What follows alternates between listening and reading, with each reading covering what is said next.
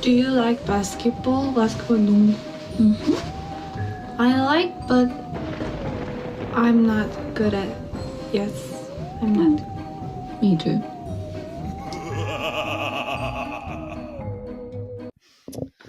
Hello, everybody. Welcome back to.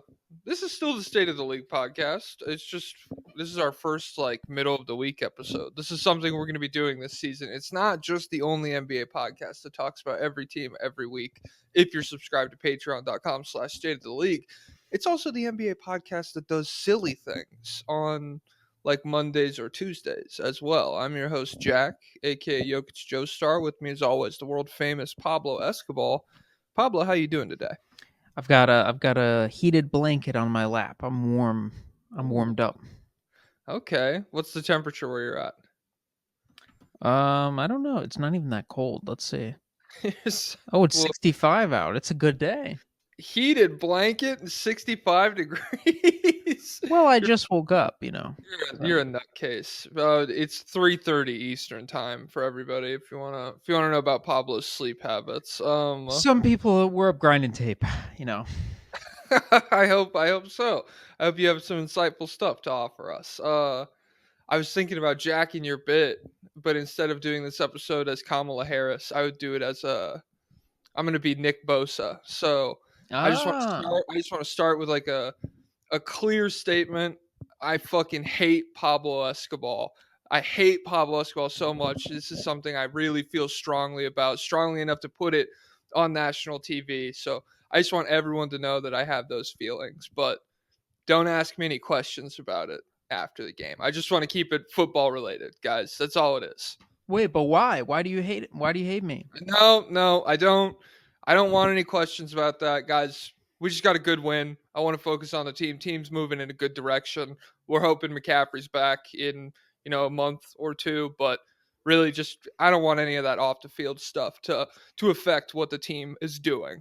What did he do off the field though? Where does it come into play? I can't answer that right now, guys. Please. I don't know why everyone's so riled up about this tonight. Just leave it alone. Jeez Louise. Yeah, God, that What an idiot. and then the other guy, I didn't realize that was the Kill Tony guy because do Is you Kill know? Tony a podcast? I don't know if I think it's a YouTube show where they bring on stand-up comedians and they each get a minute to do a routine or something like that. You would probably recognize it if you saw it. It's a pretty big thing. Okay. And but yeah, the yeah, that guy, he's the Kill Tony guy. And cuz I found out cuz someone was someone trashed him and then someone's like, yeah, let's bring in this guy. Why did they pick that guy out of all guys? And then someone's like, he's the most popular comedian in the world right now. And then the guy replied, he's like, no, Shane Gillis and one other guy do better touring numbers. I was like, but this guy's number 3. Who is this guy? And then I Yeah, realized, I've heard of Kill Tony as a thing, but it's one of those things that I never figured out exactly what it was, and so I saw his bit about what the Puerto Rico thing is what you're talking about. yeah. So yeah, it's hey guys, it's you don't get to go to the to the former president and the former president who was like, yeah, I'm not giving money to rebuild Puerto Rico. They're not a state. The hurricane hit them. Screw them. We're Fuck. leave them alone. You don't get to go to there and make Puerto Rico jokes because then it'll come off as being actually mean and not just joking around.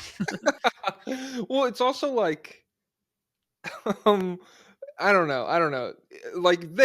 They have abandoned any pretense of having a campaign that's for everyone, of being a campaign that's all creeds are welcome here. It's not, we don't just need a few token people. We want everybody seriously involved in this campaign. There's not even the facade of that with the Trump shit anymore. But still, even at that point, to be for the joke not to just be Puerto Ricans are noisy or some dumb innocuous thing like that, to be no, Puerto Rico is a garbage, ridiculous, fake people and nation. And then just to be wow, I can't believe everybody took that so seriously. You guys need to lighten up. Oh my god. Guys, I literally go on vacation there. I'm not a hater. I literally go on vacation there. Oh man, yeah. Shout out to that guy. Shout out to thinking like that. That must be so sick to to enjoy going to a place like on vacation and then to be like, "Ah, jeez. If these guys with like AR-15s weren't on the beach with me at this, $1,000 a week resort or something, this would be a dog shit place to spend my life. This is fucking horrible. Like when I look out the window and I could see outside the walls of this compound, it looks like a nightmare." AOC had kind of a bar on Twitter. She said, "You don't love Puerto Rico. You love pina coladas." And I was like, "Whoa, she's firing back." Did you see Tim Walls playing Crazy Taxi on Twitch? Yeah. It's yeah. They're reaching the kids. They're reaching the youth. Yeah, because what the youth cares about got where I'll tell you what, we're really upset about the genocide in Gaza, but that's my number 2 issue. My number 1 issue is I need more relatability from my politicians, and when I saw him playing Crazy Taxi, that I was like, that's literally me. That's just That's like literally me. me. Well, my He whole I thing, vote. yeah, my whole thing is that like all of the people in positions of power, nobody knows what it takes to run like a high school football defense. Mm. And so like he provides a real I thought Fetterman was going to be the guy. Like he oozes like defensive line coach, but maybe he just spent too much time in the trenches and his brain Yeah, has he hit completely the CTE melted. came early. Yeah, he was one of those guys that like he'd leave practice and the top of his helmet has completely eroded away from tackling with his head for 2 straight hours. That he would wear that as like a badge of pride, and now, yeah, now that's the end result of all of that. So Walls is a good middle ground on that front. I like that's why I like him. Genocide, oh my god, it's terrible. But then I'm like, how do you stop like a really effective run game when it's paired with a good offensive line? And he starts drawing on the whiteboard, and I'm like, holy shit, this guy knows what he's talking about. Yeah, we do. He sure knows how to do damage to kids. Oh shit. All right. Okay. So the first state of the Monday Tuesday episode, we reached out to the people on Patreon. I don't know if you guys know, we have a Patreon, patreon.com/state of the league. We gave them Wait, a what's phone. on there? Oh, so you get access to an extra episode every week, plus access to a thriving Discord community where you can talk to all the other fans of the state of the league. And I was even in there last night. I was active. I was saying what's up to people. Keegan Murray enjoyer. He was meal prepping for the week, and so I was like, "Damn, dude, you're responsible." Oh my god. I gotta watch myself around him because you know what? We talk about this a lot. There's a lot of little secret wars that brew around the NBA that not everyone is privy to. But when you do league wide coverage like us, we're a little bit more aware of them. And so one of these secret wars is Sacramento Kings fans and specifically Keegan Murray fans. They hate Jaden Ivey. They are preying on Jaden Ivey's Oh, downfall. They're shit. rooting for it because people were like, I guess some people, when they drafted Keegan Murray, they were like, "You idiots! Why didn't you take Jaden Ivey? You should have just taken the guard." And they were like, "We already have De'Aaron Fox. No, you're the idiot or whatever." And since Keegan Murray has been better since they've been drafted, they've been Yeah. up, and so they're like, "Yeah, you idiot. He's ass. Yeah." I Which saw which your by the way, I don't even necessarily think that they should have taken Jaden Ivey. Like I don't know how well him and Fox coexist, but I am still a hoper that Jaden Ivey will be better than Keegan.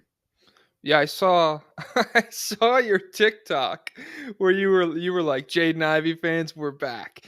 He'll probably never be better, or you said he'll never be better than Chet Holmgren, and then the way you phrased the next one, you go, he'll probably never be better than Paolo. It fucking killed me because it's like, dude, give it up. But in your eyes, I can see the sparkle; it's still there. Did He's you such a crazy athlete. did you see my reply to you?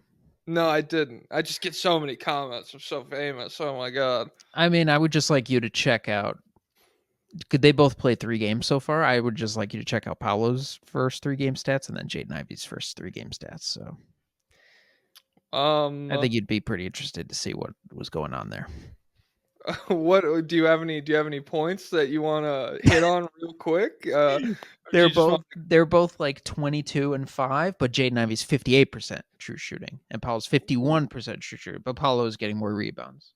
Paolo's 51% true shooting. It's back. I don't know what did he do in Game 3. Was it just a disaster?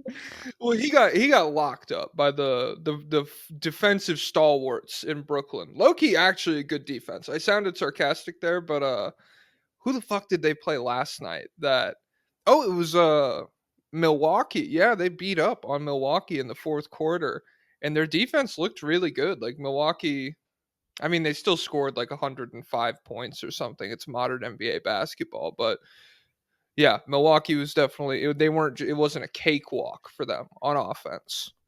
Well, it looks like Memphis. Paolo went 4 for 12 against Memphis.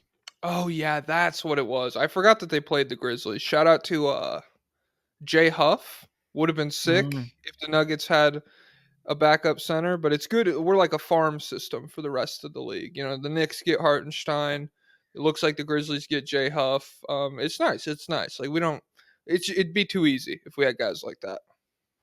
Oh, and so he was 4 of 13 against the Nets. So he had the game 1 where he was like, I'm bullying Bam Adebayo and Jimmy Butler. I'm better than these guys He was now. bullying Terry Rozier. They were just doing a weird amount of switching. um and then immediately he's like, God, that was hard. Let me go Jaren back. Jackson Jr.'s right there. Jesus Christ! What do you expect me to do against that?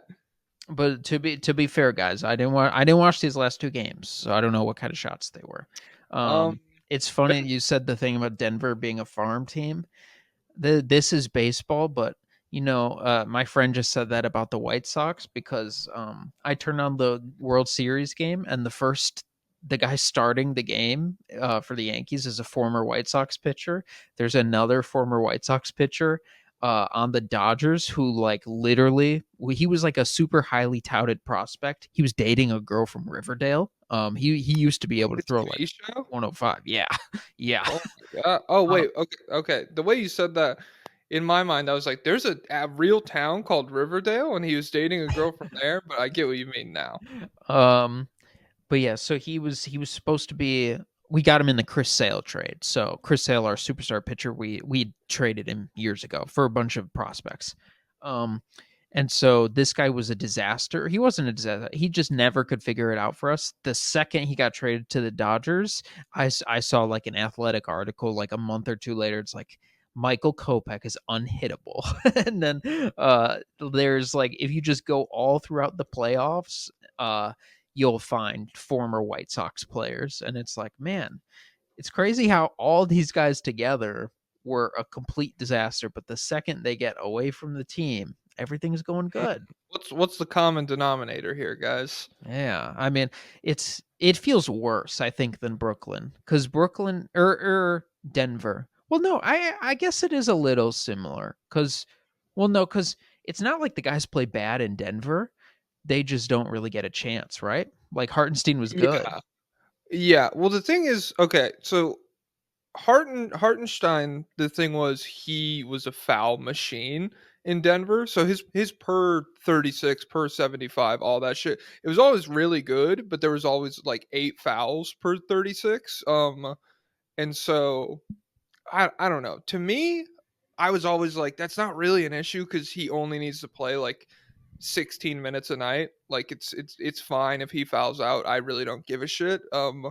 Malone did not feel that way. And then Jay Huff really just never did get a chance. We were too busy playing fucking. I mean, DeAndre Jordan, that's like fake. We weren't really playing him, but it was just Malone would rather roll with like Aaron Gordon small ball center stuff than he would roll the dice with like a Jay Huff experiment in a season where they're trying to go back to back. And I mean, I don't know. I'm not like furious at that.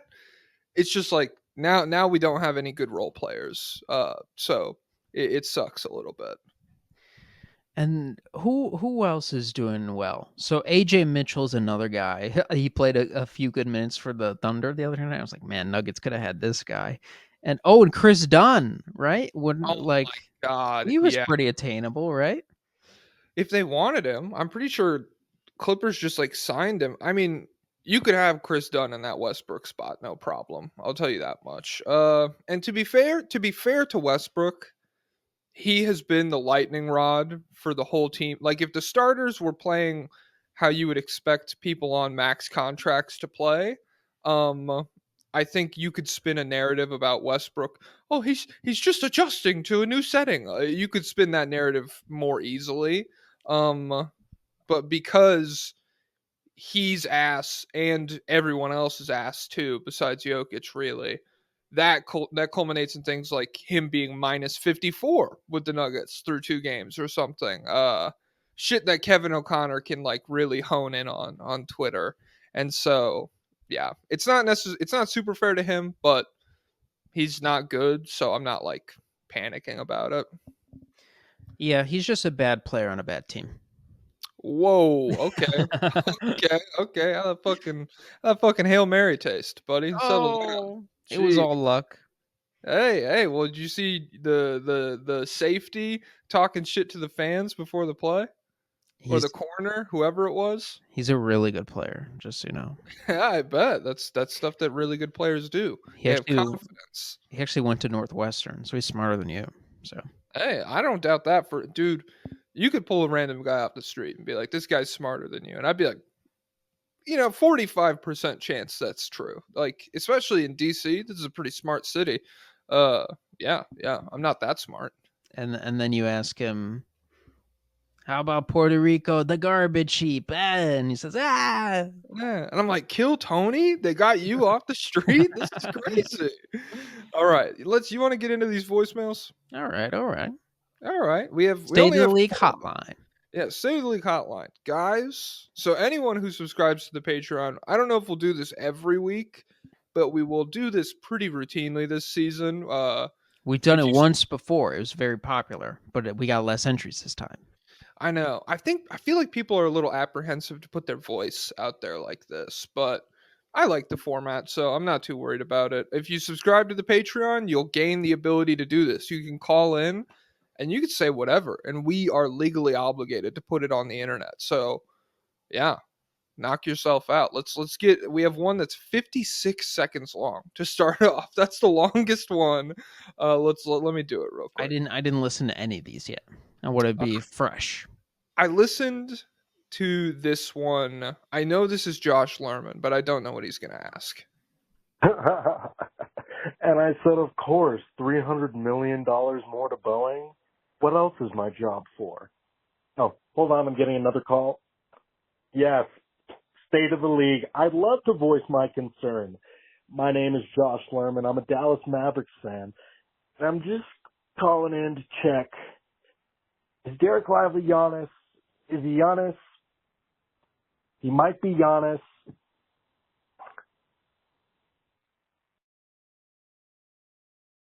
You know, as a lobbyist, I realized my job is to be greedy, so I am taking my time with this phone call. But Derek Lively blocked Wemby. So is he's Giannis and he's Defensive Player of the Year. Good to know. Thank you, guys. That was really good. I liked the 5-second silence in the middle of that. Yeah. It's really good. And I also like the fact that you called us. You don't get to pretend like we're calling you and you have to stop your $300 million deal with Boeing. Well, no, You he was doing a business deal. I'm just saying, he called us. He didn't have to, he's not getting another call. He has to make another call, is what he should have said. But I don't what know. He sounds like a busy guy. We might have been calling him. oh, that was so funny. Yeah. Shout out to Josh Lerman, one of the real OGs. So Derek Lively, is he Giannis? Is he literally Giannis Antetokounmpo? I don't know. He's kind of getting lapped by Chet already this season. So is Chet better than Giannis? I feel like that's another conversation. There's a lot of ways we could take this. And I don't. Has he done any more crazy coast to coast transition plays? I think that one was only in preseason too. Is that wrong? I don't know. So he's still prototype Giannis. He's still in the lab. Okay. So 2 games, he's averaging 10 points, 11 rebounds, 4.5 assists, and he's shooting Whoa. 80% from the field. Uh, excuse me. So against the Spurs, he actually cooked. He outplayed Wemby. He literally owns Wemby. I mean, it's just like a known fact at this point. Like, if Wemby and Lively face off, it's like LeBron trying to play like Tiago Splitter or someone. Just completely boxed in. There's no chance LeBron's gonna play well. He goes for 15 points, 11 rebounds, 6 assists in that game, and then against the Suns, he only takes 2 shots. He still gets the 11 rebounds and everything. I would like to see him cook Nurkic a little bit more. I did not like lock into this game very much, but if he's Giannis, Phoenix's rim protection is not going to stop him from taking only 2 shots. That's my thoughts. Even baby Giannis. Well, I think Luka stopped him. So, Okay, yeah, because Luka's selfish. yep. Okay, Luka's fat. Luka's selfish. Kevin Durant called him small on air. Did you see that? Oh, what do you say? Oh, it was like he hit like a classic like tough elbow mid range over Luca, and then he was backpedaling down the floor, and the camera cuts to him, and he's just going like this right at Luca. He's like, "You're too small. You're teeny tiny." So yeah, he got owned on national television by Kevin Durant. I saw Kevin Durant. Dwight Howard was sitting courtside at the Lakers game, and he said, "You're not a Laker. You're a Magic." Dwight said, "You're right." You're right. You're right. He wants to be a Laker. He wishes that first stint had gone well so bad. Oh my god. It is crazy he won a championship the second go around, and I wonder what they do think about him. It feels like two separate lives, the two Yeah. different stints. Yeah. I feel like he redeemed himself. And even before the 2020 thing, I feel like enough time had passed for people to be like, Like Kagurabachi. what's up with Kagurabachi? You know, enough time has passed. What happens in that? Bro's not even a Kagurabachi stan. No, I just read the most recent whatever. no, when Kagurabachi first blew up, when they released like just the picture of the main character, and everyone was like, "Oh my god, he looks so cool!" And so there was like a meme going around, where people would say like, "It's better than One Piece. It's better than Naruto." Enough time has passed. They always say that, and Oh. they'd be like, they'd have like slideshows where it's like Goku or that guy. It's like enough time has passed. That guy. Shout out to Hakuri Chihiro, I think his name is. It's something like that. He's sick. The series is sick. Everyone go read Kagurabachi. There's this cool blind swordsman in some of the most recent chapters. He fights with sound, baby. He's so sick. Like echolocation. Yeah, and so in his first fight, he's faulting our starsing it the whole chapter. So he has a cigarette, but he deprives himself of like worldly pleasures. So he never smokes a cigarette. He just holds it. It's a metaphor. But then when it's time for him to fight, he's like, "All right, let's get it." He lights the cigarette, takes it in one pull, smokes a whole fucking thing, throws it at his opponent, and he uses that for the sound, and then he fucking kills him. Oh, it's so cool. Everyone go read Kagurabachi. I'll watch it in 4 years. Oh my god. Because if Bro's you read, illiterate. listen, Bro's illiterate. if Can't read. you read too early, then you're week to week too early. See, what you got to do is I just forget about it for a while. Like I read 4 chapters, I'm like, "Damn, that was sick as hell." And then I just forget about it cuz I don't have Twitter. It's not like JJK where like night of the release I'm getting the pictures as they come out. I'll just see something that reminds me of it every few weeks. I'll be like, "Oh, I could go read a few more chapters of that now." So maybe I'm a fake fan for that. I'm not sure, but Well, it once it is gets sick. to a good enough arc, once it gets to the the Gojo versus Sukuna or the many One Piece arcs that had me like that. um, I'm thinking I'm right at the time skip. I'm after it. Sanji's getting his fucking nosebleeds. It is a little annoying. Yeah. But I'm thinking one of my mutuals on Twitter just started Full Metal Alchemist Brotherhood, and I'm like, ooh, it does look kind of cool. So maybe Metal Alchemist. Full Metal Alchemist. You're guaranteed to like that. You'll have merch within a month of watching it.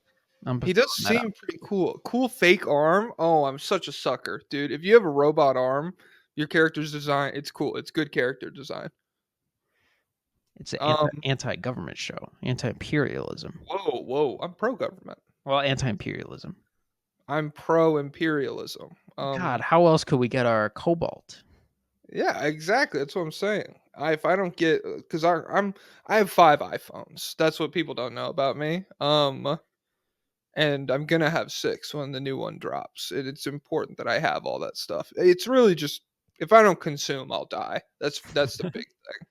All right, voicemail. So yeah, Derek Lively, not Giannis. I'm sorry, Josh, Not yet. not yet. Give it a sec. He's training. Hello, this is to James, the lone apologist. I am a Hornets district member, Go Bugs. And my main concern is the front office. I'm really concerned about how the new front office is working. I'm hopeful. I'm on the up with them. But I'm really just unclear on our draft picks. And I know it's been, gotta be 2-3 months now. But I'm on the ups with them. I just want to hear y'all's opinions. Thank you. Have a good day, guys. Thank you, Jack. Thank you, Pablo. Bye-bye. I liked Go Bugs. I've never heard that for the Hornets before. I like that he's a salon apologist, but he's like, I don't know about our draft picks. I'm a little worried. I don't know shit about Salon. I know he looked confident taking threes in preseason. Uh, and it like that's always real. You know, that stuff. That's the kind of stuff that translates into like your NBA career if you look good in preseason. Is there? Has he been getting DNPs? I think when I checked him in a game recently, he was getting some. He's gotten 9 minutes in one game. So just a treasure trove of film to come through here. I mean, I can't believe this guy hasn't made up his mind about Salon yet. So some of these, yeah. So let's see. Is anyone they've drafted playing? Nick Smith, it seems, hasn't broken through yet. James Nagy, I liked but he took a step back in Barcelona, and I don't know if he's. I don't know. He's not here. I don't think. So I mean, the last hit was Brandon Miller, and he's hurt now. Well, it doesn't matter that he's hurt because you know that he's a hit. But yeah, I think I guess it is a new front office. It's the GameStop guy we've talked about. Plotkin and Schnall. I'm Team Schnall, so I'm waiting for the next 5 years. I think that's when the Hornets will peak. But Yo, I'm sorry. I just watched a crazy YouTube video essay yesterday about it wasn't Plotkin, but it was like the guy. It was one of the other guys involved in like finding the GameStop exploit, pretty much. Uh, the very next thing he did was like buy a huge share in Bed Bath and Beyond. And like a bunch of people followed him because they were like, "Oh, he did it with GameStop. He'll do it with this." And like 2 months later he sold all his shit. He essentially just like pumped it up by being like, this, I'm gonna fix this, oh my god, and then he made like $60 million off it. But now there's a cult that's like QAnoning for Bed Bath and Beyond. They're like, it's gonna come back, oh my god. Like they're like breaking, like that guy took his money and he put it into children's books, and they're like reading the children's books and like interpreting secret messages about how Bed Bath and Beyond is going to come back, and they'll be millionaires. I think that's right. I think so too. support him. And I think Salon, you can find messages in there about salon as well. How do you say his first name? I would say Tijan. What did this guy say? I forget what he said. I don't know. All I know is he sounded pretty glum when he said it. He's like, I'm a Hornets fan. Go Bugs. Even though the Hornets pretty fun this year so far. I mean, outside of Miles Bridges, LaMelo's been cooking. Trey Mann had that one good game. Yeah, there's a lot to like here. Yeah, I think you're confident in your two young guys, but that's about it right now. So we'll see how this year's draft goes. I don't, but can't. The problem is there's never really a billionaire who could come in and you could be like, oh yes, this guy's smart, this guy's rational, he'll get things on track. You got to deal with Mr. GameStop coming in and be like, oh, hope he hires someone who knows what he's doing. Yeah. Damn, that would be a fun episode. It's like combing through billionaires to find the ones where like this guy could run a basketball team. He's made the right moves. He's shrewd that way. But yeah. Bruce Wayne would be a good one. Oh my God, what would Bruce Wayne's team building identity be like? They'd be gritty defensively. Well, no, because Bruce Wayne is a playboy, and I say Bruce Wayne because he probably be hands off. He's just like a trust fund guy because he just his parents were killed, and he inherited that company, and he basically just left it to the board, and now he doesn't do anything except just drive around in his Lamborghini and go to parties, and he's just a socialite. So, but he puts his money behind things like the Wayne orphanages and stuff like that, but he doesn't do anything. So I think I'd be okay if he bought the Bulls. It was just like completely hands off, and it was just like, hey, yeah, you stay with your ladies. Hey, I don't know. I just feel like he has because I've heard rumors that he has a pretty close relationship with the Batman, and so I feel like if that's the case, there has to be a pretty strong internal sense of justice, and that would definitely lead you away Justice. from several like certain styles of basketball. Like okay, so say like the games like in the closing possessions. You're in like the final 30 seconds of a game and it's like tied or whatever and maybe some like big strong downhill guy with a great big beard or something runs into Aaron Gordon at full speed and flails his body around and like Bruce Wayne doesn't necessarily seem like a guy who would be happy if that was, rewarded with 2 free throws to ice the game or something. But and neither does Batman. That's my thing. So like them hanging out, I just don't know if they would necessarily build that style of team. I don't think he's getting anywhere near the Batman. The Batman is a thug, and so people like to be The people. Batman is a symbol for hope. He's a symbol Yeah, for the city. yeah, a symbol that anyone could do martial law to anyone who could Oh my just God. attack people in the Wow. streets. Wow.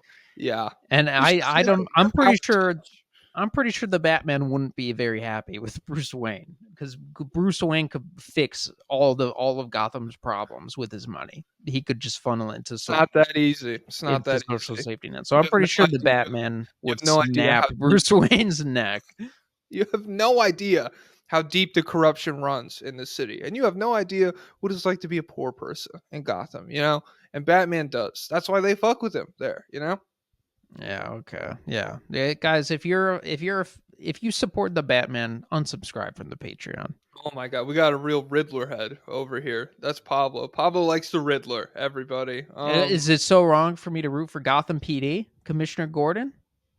Hey, shout out to Leave it to the experts. Shout out to Jeffrey Wright. He's a great actor. I love him. I've heard we don't need to get into Commissioner Gordon's relationship to the Batman. I've heard some pretty saucy stuff on that front as well. But He said, she said. I'll keep it on the down low. We don't got to get into that right now. Oh, you know what? I saw a Lindsay Lohan movie on Netflix last night. I had it on in the background. She's looking normal again. Shout out Lindsay Lohan. Was she ever not? What was she looking like? I think she had weird plastic surgery before, but now she looks kind of just like if Lindsay Lohan just got older. That sounds like a good thing to me. Shout out to Lindsay Lohan. Shout out to aging naturally. Yeah. Who is it? Gordo? Is that who like the quirky boy love interest type thing in? Oh, Lindsay Lohan. I'm thinking Lizzie McGuire, dude. I'm tweaking. Oh, So Hillary Duff. yeah, I'm thinking Hillary Duff at this point. Shout out to Hillary Duff, but also shout out to Lindsay Lohan. She had a child stars, the industry. It's not necessarily the nicest thing. So even though she has a lot of money and success in her life, I won't I won't be like, God, her late teens must have just been so easy. That must have been such an easy thing to do. Shout out Freaky Friday. Shout out to the Parent Trap. Shout out Dennis Ah. Quaid. Shout Shout out out Ronald Life Reagan. Size. I heard it's hard to get now. I heard they wiped it from the internet. Life size. Yeah, it's where Tyra Banks Oh she yeah. buys her like action figure or what is it called? Doll. Yeah. I'm so boy pill, I forgot. What's it called when girls are like playing with like action figures and they're like making trucks blow up and stuff? But yeah, they apparently wiped it. So, but I might have that on DVD at home. We'll see. Um. Or on VHS. Ooh. All right. I definitely had Twister on VHS. Shout out to Dennis Quaid. That's where that came from. The Who's in original's better. Twister? Hmm. It's got Philip Seymour Hoffman in it. I mean, what do you expect? Oh, it's so good. All right. Voicemail number 3. Oh, Hi, this is Brett Phobic. I am in Brooklyn, so Nets. And I was wondering, what should I do to make people care about my team? We don't really have any great players, and nobody really cares about us. So, what are your recommendations that I can do as a singular person to make people care about my team? Thank you, and have a good one. do you want to lead off on this? The legend himself, Brett Phobic. First things first, I want to tell you, like a month or maybe a few months ago, Brett Phobic messaged me. He's like, "Do you have a PO box?" I said, "No, but hopefully one day." I've been dreaming about that ever since. I was like, "Oh man, one day we'll be big enough to get a PO box and just do a PO box episode. That'll be so good." And I'm hoping people send me candy that's bagged, that's unopened, sealed candy. Send Pablo loose candy in Do a not, cardboard do box. not. A mysterious powder coats this loose like a handful of Skittles bouncing around in this box. That's what you should do. Guys, comment down below. Comment in the Patreon if you'll send me something to PO box. How much is a PO box? I have no idea. A PO box would be tough for us because we'd have to get. I mean, we We'd could have to get. have two separate ones. Yeah, you could just get all the shit, I guess. Well, we could have competing ones. Who got more stuff in their Yeah. PO box this week? I like that. Damn, that's what like dream job. We have this is fake. All of like this job is fake. But like Except for the hours I was grinding tape. hey, that is like look, it's not the easiest thing in the world, but real dream fake job is those people who review like keyboards and shit on YouTube that have like 8 million subscribers and they're like, today I'm taking a look at the brand new like high tech touch screen fucking V8 engine of like the desktop world or whatever. Yeah, that would be so sick. Just like tech companies sending you free shit all the time. Just to be like, "Hey, please look at this." That sounds dope.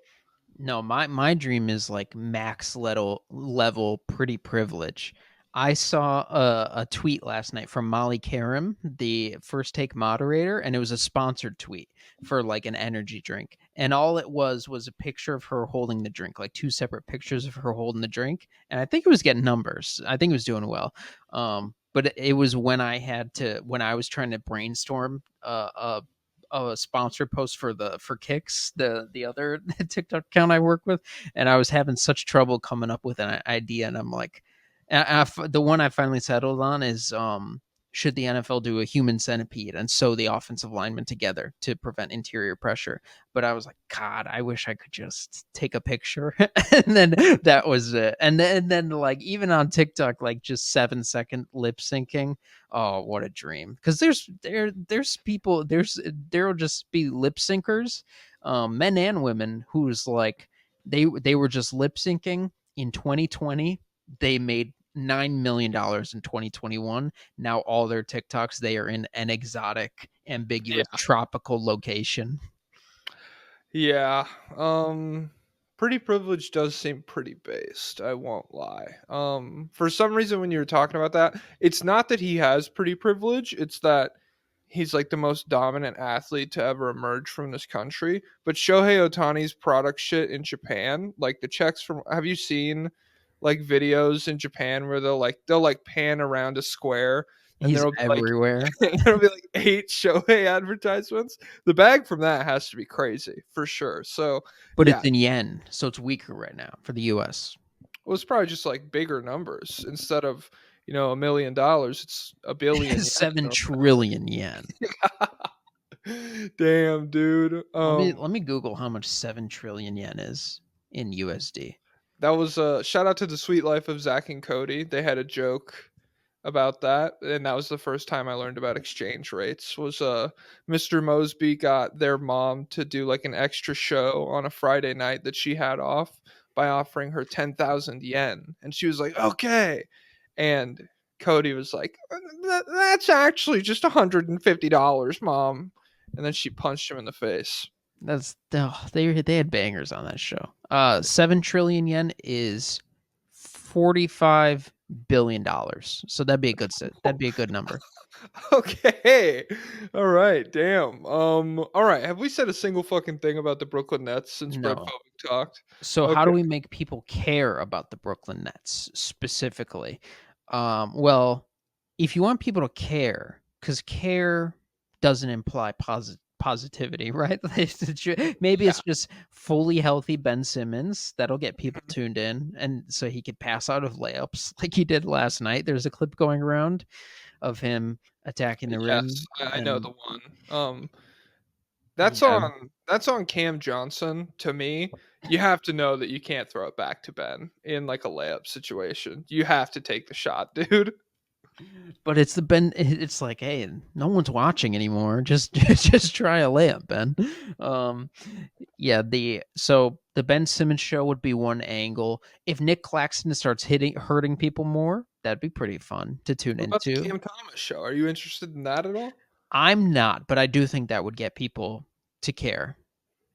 So to me, the best avenue, especially if we're talking like positivity caring, you should be maximizing like the ball don't stops of the world with Cam Thomas. Like those are the circles you should be in, like I'm pushing gonna that. go to his Twitter. Let's see how long ago it's been since he tweeted a Cam Thomas game. He had a funny one the other day where it was like, oh, he tweeted out that like Trey Young is a pure hooper, and I was like, that is like a really surprising one from you. Like he's Oh, great. really?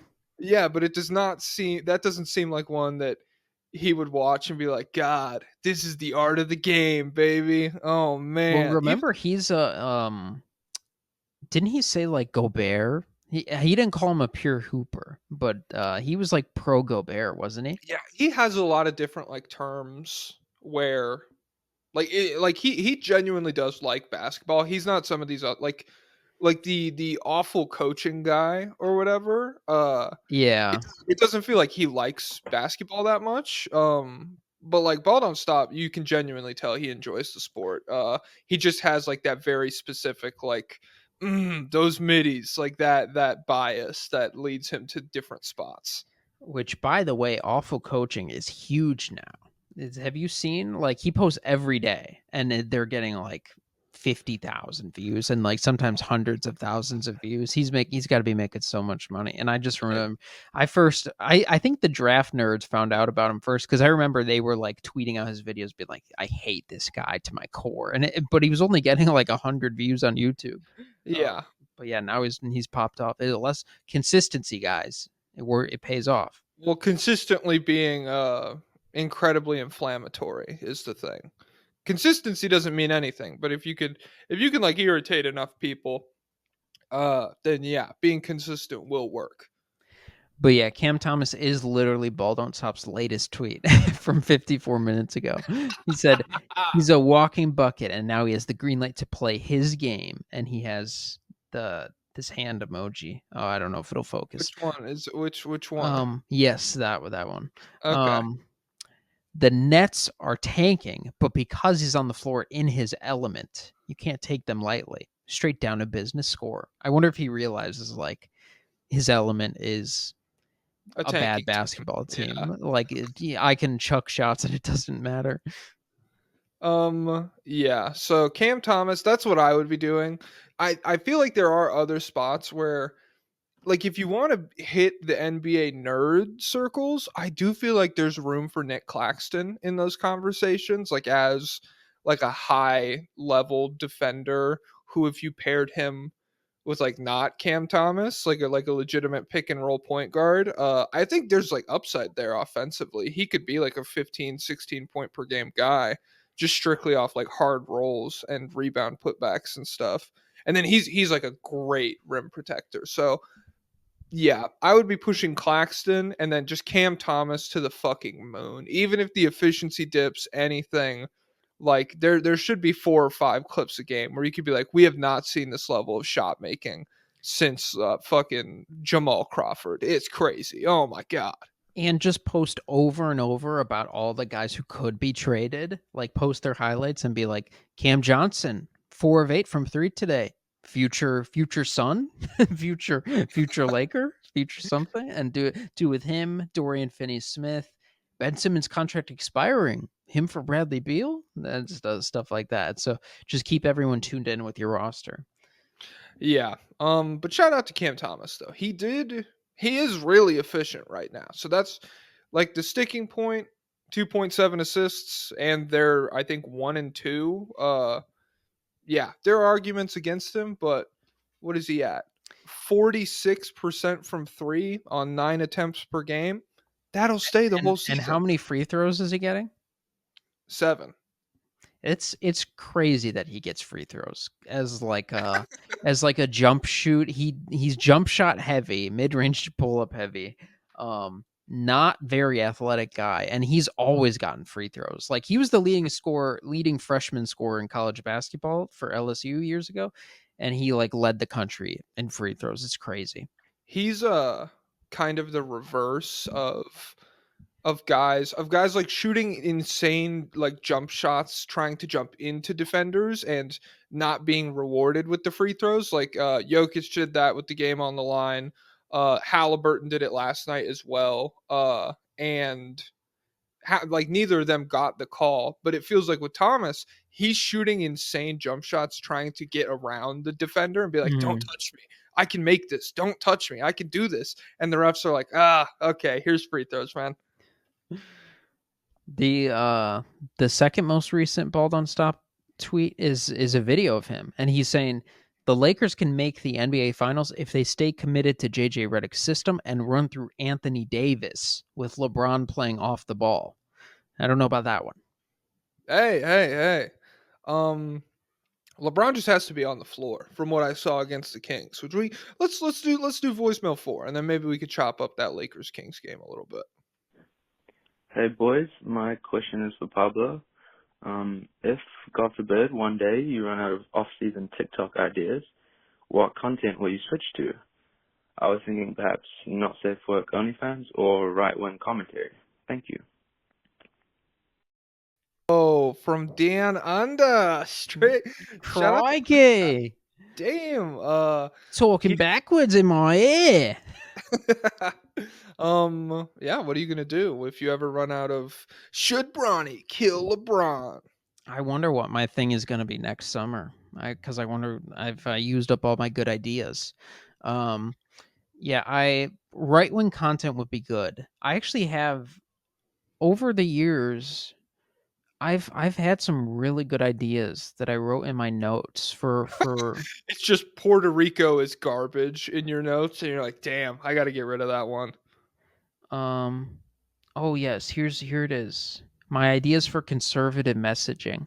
Oh, so yeah, I'd be a really good actually I don't know if my aesthetic would work, like if they would like me or not. The if I posted like right wing stuff. But Mhm. one idea I had is push the right wing people should push polygamy as a way to normalize price gouging, as like, you know, like you need multiple incomes to survive now, Oh, to this like have a economy. home. So Yeah, yeah. so like Fox News should just be like, get what, so a man can't have multiple wives, stuff, Yeah. multiple working wives. um I like that they all have to be employed. yeah. Another thing I had is to combat like climate change. People, like, if I was in a debate with Greta Thunberg, I could be like, okay, we'll just live at night. Worst case scenario, we'll just get lights. We have lights. We're not cavemen. We could just live at night. We could become nocturnal. It's natural to be nocturnal. Animals do that. You do that. You already do that. I do already do that, and yeah, it's good. It's good for That could be people. that could be your trump card. Is she's like Yeah. Oh, she's like, humans could never live like this. It's unrealistic. Oh my, she's soy boy seething, and you just go, huh? I've been living like that for years. I woke up at 3:30 today. I could be the liver king for 2 months all night, and then, like, the carnivore meat eaters, I just post videos like that, like, What's look, up, guys? This is my Pablo Escobar morning routine, and it's 4:30 p.m. and you're like brushing your teeth and getting out of bed. I'm like, "Look," and well, it's like 6 a.m. and there's people walking to work, and I'm like, "You animals." I've been up all night getting work done, and, like, you're just starting. You're Wow. cowards. Yeah, you need to work on. I feel like that legitimately that could trick like the dumbest of the far right, but you would need to come up with like a like Wi-Fi signals are stronger during the day so that they're destroying the way that your organs function or something like the all of the stuff about modern society. People's electronics are turned on in the mornings when they're awake. That's when you need to be asleep to protect yourself. And then you could also sell like a lead lined weighted blanket or something so that when they're asleep during the day they're protected from these harmful signals. Gotta keep that 5G out of you. Um, this is more like a Fox News like messaging angle, but like if we, the conservatives, if we did successfully defund public education and the literacy rates drop, like people can't read anymore, what we'll say, we won't, in order to combat that, we won't say bring back public school to get people to read. Whoa, Well, communist.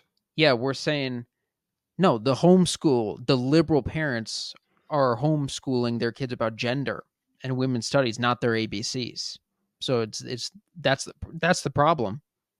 Oh, okay. I like that. I saw a crazy TikTok today where someone was like, 54% of the United States reads at like a sixth grade level, That's a and good grade though. well, 30%, fifth grade is functionally illiterate. That's what this TikTok said. And I was like, yeah, is that true? It's like, I feel like a fifth grader could read Percy Jackson. And like, if you could read Percy Jackson, you're literate. But then that same TikTok said that 21% of America is just straight up cannot read. And I was like, okay, I don't know if that's true. I don't know if I believe that one. I wonder what the definition is. Cuz like I definitely have some family members who is like they can read, but how well are they doing on a grammar test or something? Yeah, they could read like a drive-through menu, but spell, like flammable or something, and it's like, oh, geez. Guys, don't look up Cuban literacy rates. It's socialism. Oh my God, geez, yeah. The scariest thing about socialism is how your doctors are so poor. That's fucked up. How your doctors are poor, and my grandpa was actually my great grandfather in Cuba. He was like a pharmacy magnate. Like he was the CEO of like this giant pharmaceutical company that was marking up like life-saving medicines 400 or 500%, and it was like, okay, well, what do we do about that? And so violent psychopath Fidel Castro, yeah, he ruined my family's entire life for no reason. He was a monster, and he had to go. You could have been kings. Um, yeah, I'll just say a couple more because there's a lot. I could say the libs are trying to take away high fives because not everyone has 5 fingers. They're trying to do like an Okay, ableism route okay, with I that like one. it.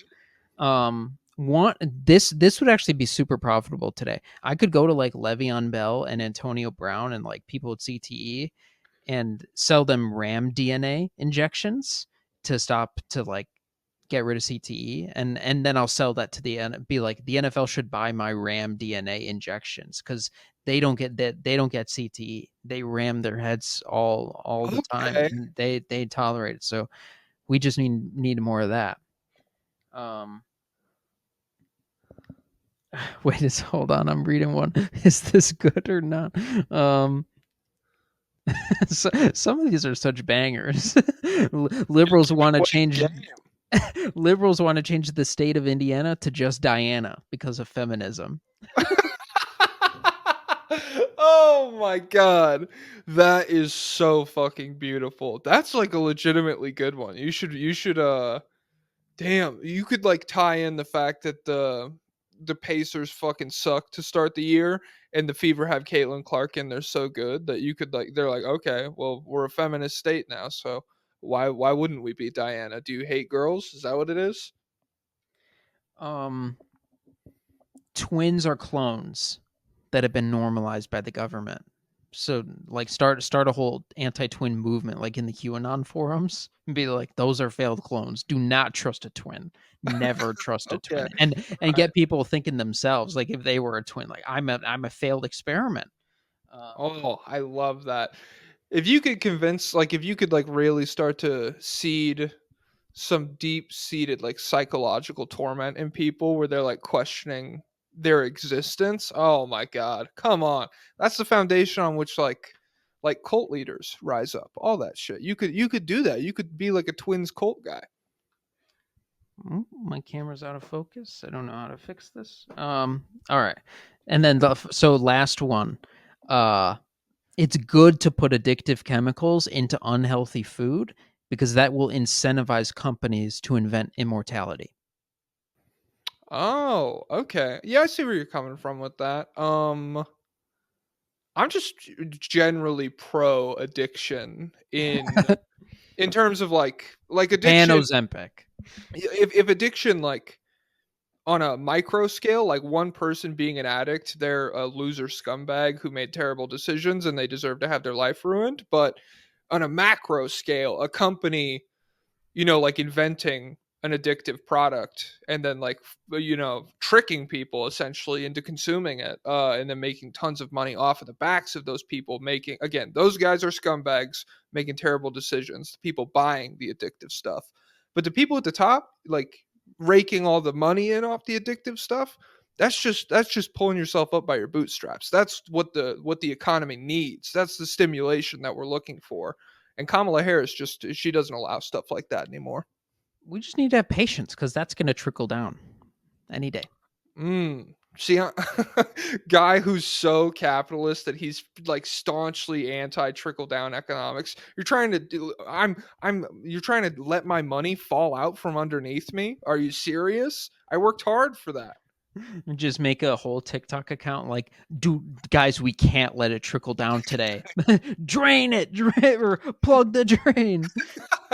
Plug the drain, baby. It's They not trickle almost got down. it. They Oh almost my got it. god. Ronald Reagan was a Marxist socialist, and if he ran today, we like I would let him have it for sure.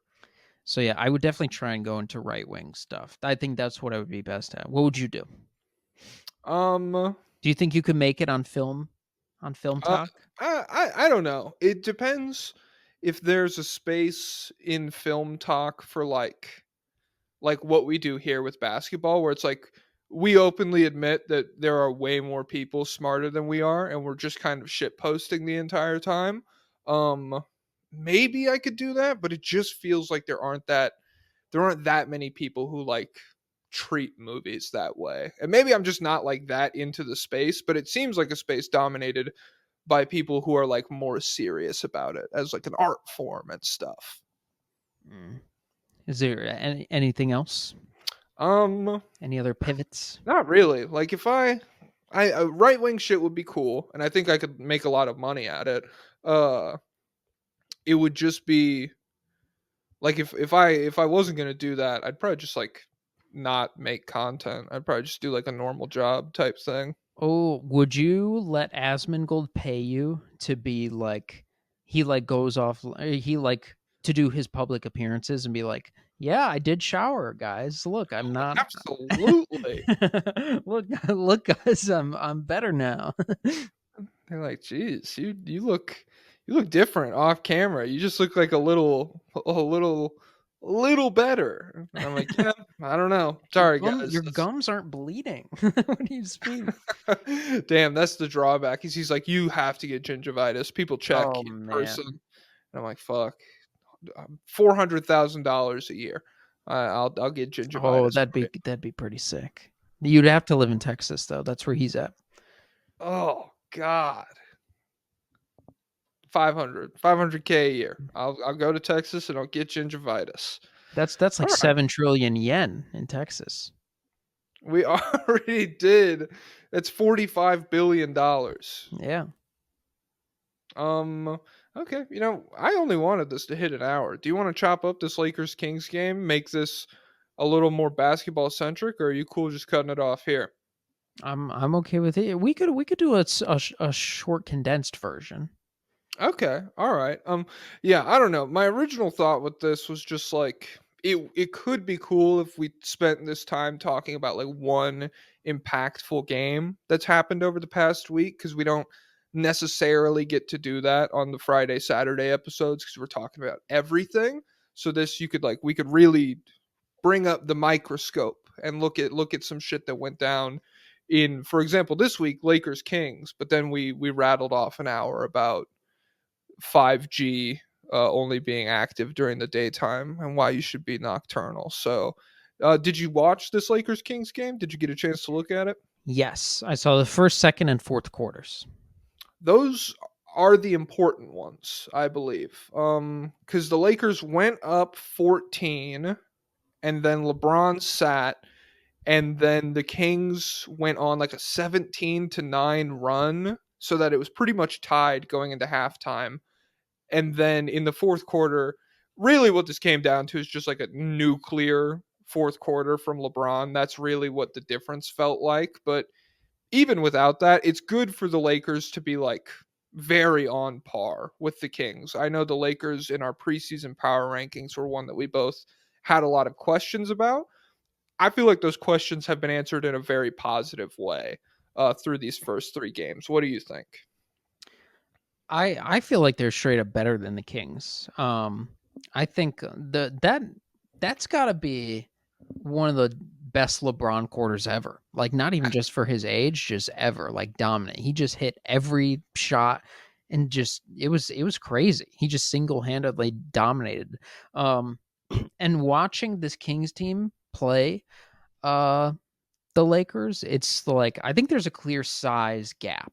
Like LeBron is bigger than everyone the Kings have. He's like as big as Sabonis, and like there was a point at the end of the game where it was Fox, Monk, DeRozan, Sabonis, Murray, and it's just like this is not a big enough lineup. Like Keegan Yeah. Murray is trying for his life to guard Anthony Davis, but he's just too small. Yeah. Yeah. They only pulled down 3 rebounds in the fourth quarter, the Kings did, to LA's 6, and that was like a common thing throughout the game. I think LA had 13 offensive rebounds to Sacramento's 5, and so you did feel that size difference pretty much the whole time, even though Sabonis had a good game like going at Anthony Davis. That one-on-one individual matchup, Sabonis brought the physicality. But for the whole team, it just was not enough. And so, yeah, this fourth quarter from LeBron. It felt very 2018 Raptors. I tweeted that when I was watching it the first time. It was just like, okay, he's never gonna miss a jump shot. And the fourth quarter combined with a stretch in the second quarter where he hit like a Carmelo Anthony jab step fade away on the baseline, and then a different like post up spin move fading away. It just felt like a very diverse bag of insanely difficult jump shots that he did not miss all night. And so yeah, it is one of the best quarters he's ever played, in my opinion, is what I'm saying. Keon Ellis, or the lack thereof. Is this surprising to you? Yeah, although I do have to say I do think Kevin Herter did play well in this game. It felt like he was flying around on defense. He was trying to make things happen at least, and then he Mhm. was making shots. And he was like minus 29, but I forget if he was, but I would assume he was just on the court when LeBron scored every point straight. Yeah, it's not because that's one thing. Jack the Kings fan was like, he was furious about this. And I do think it's weird for him to get a fucking DNP in this game. Like that's bizarre considering he's your best perimeter defender, one of your best or one of your best defenders on the team, period, and he's still like serviceable offensively. But yeah, I do think Herter. It's not like he was guarding LeBron while he was hitting all those fadeaways. It's not like he was constantly getting abused on back cuts or anything. D'Angelo Russell still played well. I think pretty much all of their guards did, but he, to me, like in the flow of the game, was not some glaring off or glaring defensive flaw that you're like, get this guy off the fucking court. What are we doing? It just more so felt like he was not really a positive or a negative, and they really needed like a high level positive in that spot if they were going to win this game. Yeah, and it just does make sense that they're starting a 6'8" shooter if he is actually making shots, but just not playing Keon Ellis is just so nuts. I don't Mhm. I don't know what team in the league would have Keon Ellis and just not play him. Are the Grizzlies playing Vince Williams? um I have not like watched a ton of Grizzlies film yet. I would be shocked if like the difference between like 10 minutes where you're like, it's a crowded rotation, we're trying to get you in there, and no minutes at all, that feels huge to me. So like if Vince is getting no minutes the way that Keon did in this game, that would be something where if I'm Memphis and I'm not going to fucking play him, I might shop him around and be like, hey, this is like an incredible player. Do you have any like real championship contributors that I could have in exchange for this? Let's see. I wonder if he's hurt. He is hurt. Yeah. Okay. All right. And again, on record, I would not trade him. Like, I wouldn't look to do that. I know I'm going to get a couple comments like that. I'm just saying, if you have good players and your coach is refusing to play them, that's like something that you have to kind of force your way into remedying via like shout out to Moneyball when he trades all the other first basemen. Um I do think it is kind of funny that down the stretch of this game, like when the Kings like almost came back at the very end, they like almost tied it up. Came off of like back to back Sabonis three and DeRozan three, and it's like, Yeah. man, this. I Real mean, possessions. Those are real possessions, I'm everyone. Repeatable. I mean, it's gonna have to be if they want to be a real team. And I still feel like DeRozan could if he just took high volume from three. I feel like he could do it. And Sabonis's corner three didn't look bad. Yeah. But yeah, it's just a matter of will they. And to open this game, they were it was interesting. They were playing really hard on defense. They were playing very tight on defense. And the first quarter of this game was like there were just turnovers all over the place. Both teams were playing super duper aggressively. And it's surprising for this Kings team. Yeah, I don't know. I agree with you that I think the Lakers are better right now. The offense as a whole just it feels really good. And we're 3 games in, so all of this is fake and nothing's real right now. But it's a promising start if you're an LA fan for sure. And so of the three of the Lakers, Suns, Warriors that I kind of grouped together all off season as like old guys spearheading rosters that we aren't really certain about right now, it feels like the Lakers have had the best start for sure. Especially coming off the Curry ankle injury last night. He'll probably be out for a couple of games. So, yeah, the JJ stuff looks like it's working. They have a real solid identity. They don't have Mr. Go at them guys. Salute in there anymore. They got the dweebs on Twitter posting the clip saying he ran virtual flex horns. Oh my god, that's a good sign. Yeah. When the nerds are freaking out, you're doing something right. Unless you're in Brooklyn and you're trying to get Cooper Flag, then you need the nerds to be really down. Be like, God, this guy's fake. This guy's 31 on 60% true shooting. He's a loser. Get him out of my face. I'll tell you what, the Duke played an exhibition game against Arizona State the other night, and they won by like 60. But Cooper Flag didn't do that well offensively. I got to watch, see what happened. Hey, we know what they say. His best qualities are on defense. So maybe he's just like that. Maybe he doesn't need to score a ton to be effective. I'll tell you what, I think people need to chill on. I think this is going to be a normal draft class. I don't think this is because I think people got a little too down on last year. They're like, next year's going to be awesome. I think this will be a good, normal draft class, but it won't be like 2023. Yeah. That's kind of, I mean, I'm not draft pilled, but I do pay attention to like the overarching narratives around all of them. And last year was the first every year. There's someone who gets like 85% of the hype that Cooper Flag has gotten this year. Like he is getting talked about crazy, but like back when Cade was hooping, he was getting talked about crazy. Ben Simmons was getting talked about crazy. Everybody was getting talked like if every year the cycle kind of ramps itself up so that the guy at the top is going to be like a franchise altering pick. And last year was the first time in forever that it was just like, he's good. He could help you for sure. And so it feels like there might be a bit of overcorrecting now that we have guys who like you could even confidently be like, hey, this guy could be an all-star maybe in the top 5 instead of just like he'll be a good role player. He'll help you out for sure. You know how people will be like, everyone is somebody's child. And so if like sometimes people will be mean to someone on TikTok in public, or they'll be mean to like an old man. They'll be like, he was somebody's child, sad emoji. I had a similar thought last night when I was watching this game. Everyone was a draft prospect at some point that everyone had big dreams about. And so I was watching Jackson Hayes. I was like, man, there was a point where Jackson Hayes in the 2019 draft, because the 2019 draft was considered pretty weak outside of the top. Like there was a clear defined top 3 with Zion, Ja, and RJ, and I was RJ hater.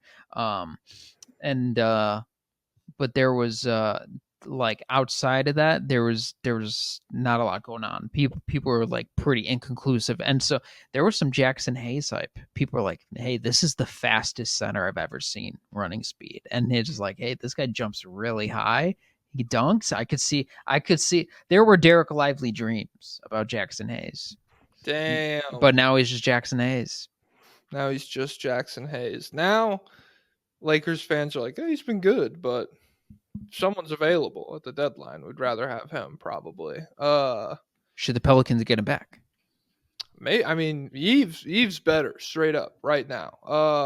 I don't know if that's true. I need to lock in a little bit more, but it's not like the bar with Jackson Hayes is incredibly high. Damn, the Pelicans got blown out by Portland last night. I haven't watched that game yet. Did you see that? No. Did Scoot do well?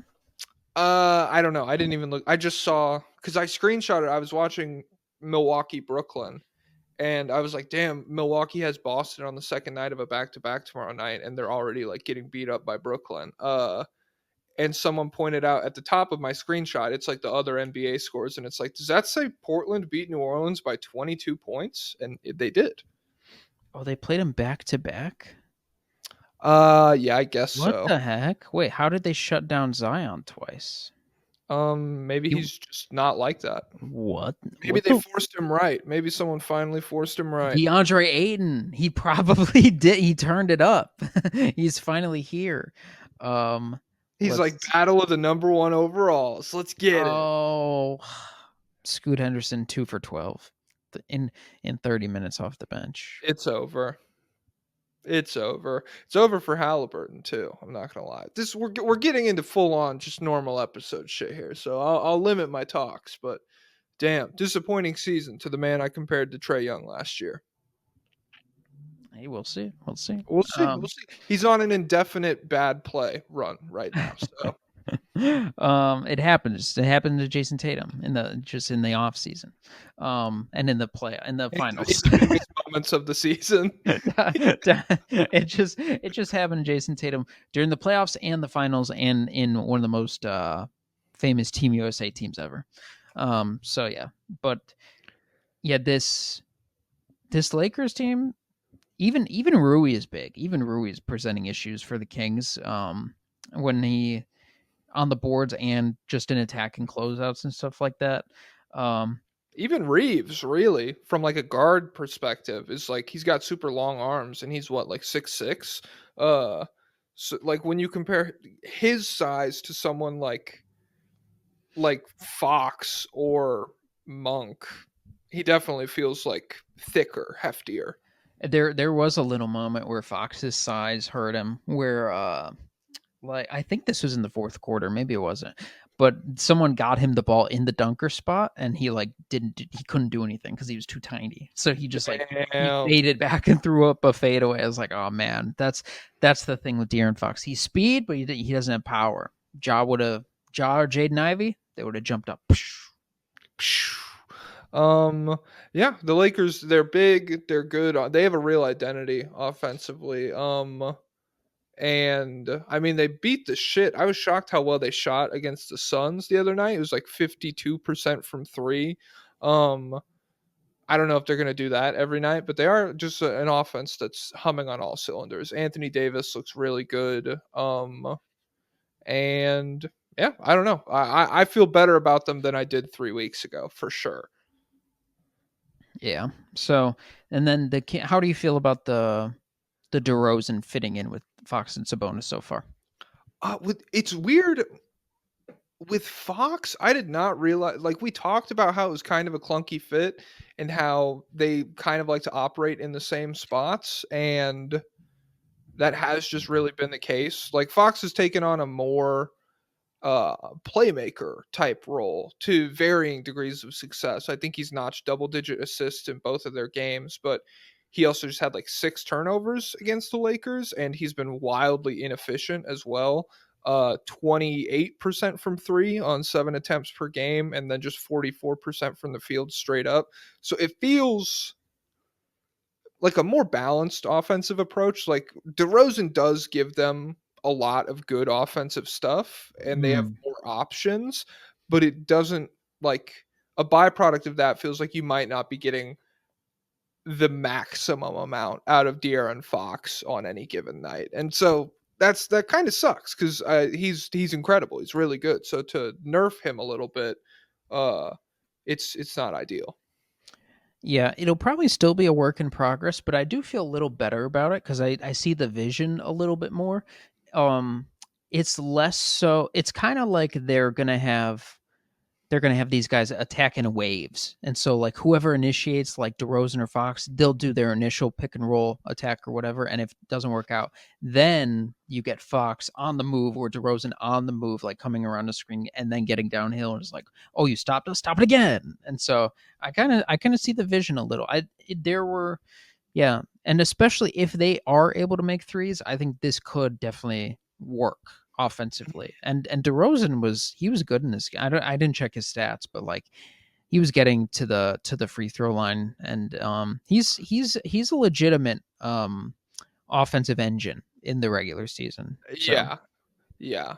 I swear he only took like 4 free throws in this game. Am I tweaking? He might have been. I don't know. It's the human memory lies to you.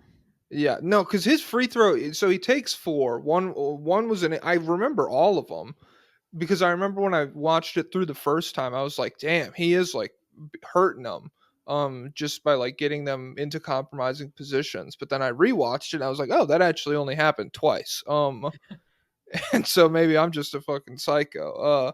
But yeah, generally against most teams, I do feel like he'll have a good degree of success with all of that stuff, and he is a really good passer. Yeah, I'm not that worried about their floor. I think they'll be like them compared to the Nuggets right now.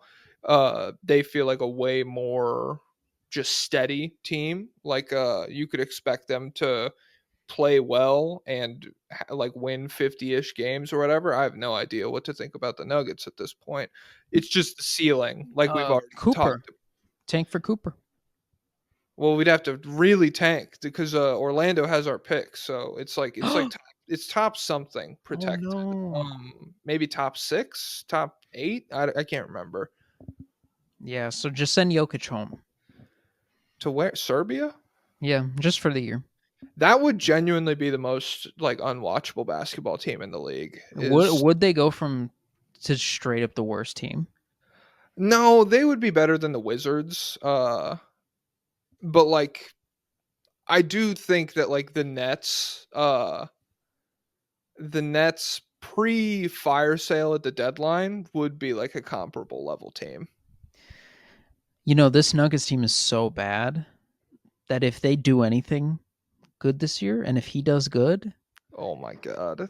The agenda. Oh, I can't lose. Because he has no help otherwise. I don't know if you know that. might be an MVP year. I mean, Embiid's not competition. MV4. People are The saying. Bucks lost to the Nets. You said Oh my god. they lost dude. to the Bulls. Yeah. You know, Giannis's ass. Yeah. So They got the Raptors tonight. The Nuggets. oh do. man, the Bucks. I was like, oh man, hope they can run that gauntlet. Yeah, it's if they lose to the Raptors, I don't know what I'll do. There was a stretch like this 2 years ago, when they won the championship where in like the middle of February they just lost like 8 straight games. Oh, this is at the height of Embiid, Jokic. Yeah, this is like race war moment. Yeah, where this is Kendrick- Caitlin Clark, Angel Reese. yeah. Yeah, like it reached a boiling point, and then the Nuggets they lost to like Spurs, Jazz, Bulls, Blazers, just like back to back to back to back. Like it was horrible teams that they were losing like clutch games to.